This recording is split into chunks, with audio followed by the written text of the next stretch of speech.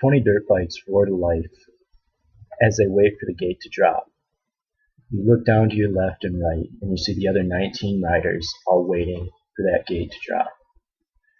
Within 20 short laps, you will find out if you have what it takes to win the race and become the Supercross champion.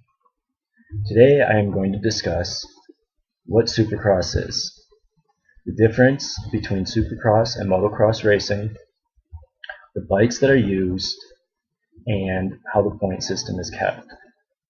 We'll start off with the difference between Supercross and motocross. Motocross racing is held outdoors during the summer months.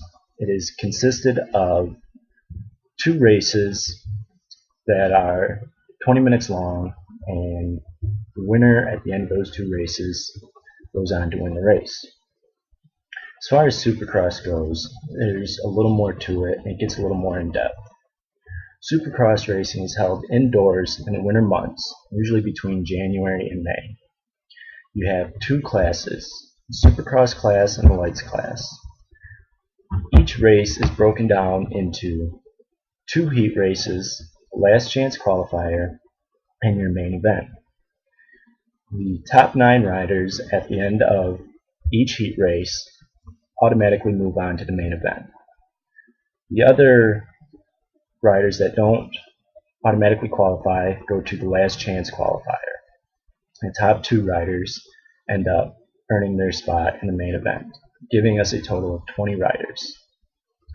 The Supercross Championship is the most prestigious championship that you can get racing dirt bikes.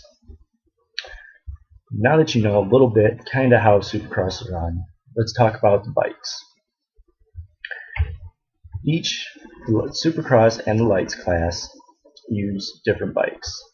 They can all use any of the 5 main brands: Yamaha, Honda, Suzuki, Kawasaki, or KTM. The difference in these bikes is their engine size. The Lights class races on the 254 strokes, and the Supercross class races on the 454 strokes. They can also be broken down a little bit further, but I don't want to get too in depth on that. Now that you know a little bit about the bikes, let's discuss how the point system is kept. And for any more information on the point system, how the point system is kept, or go back to my first point on the makeup of the Supercross races, you can find the information in the AMA Supercross Handbook. You can also find some information if you have any other questions on Motorsports Web Online. Back to the point system.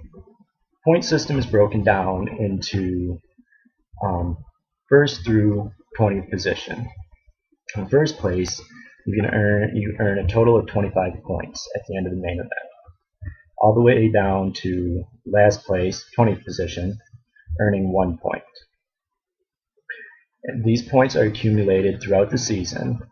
And at the end of the race season, the rider with the most points wins the championship. And so it's not necessarily cut and dry as winning every race. Obviously, if you win every race, then you're going to have the most points at the end of the season. So in theory, you could actually become Supercross Championship before the season's even over. Well, today I've discussed Supercross, the difference between Supercross and motocross, what bikes are used, and how the point system is kept. I hope that you've learned a little bit about Supercross and kind of how everything's run. I could go into more detail, but it would turn into a good 2-hour speech.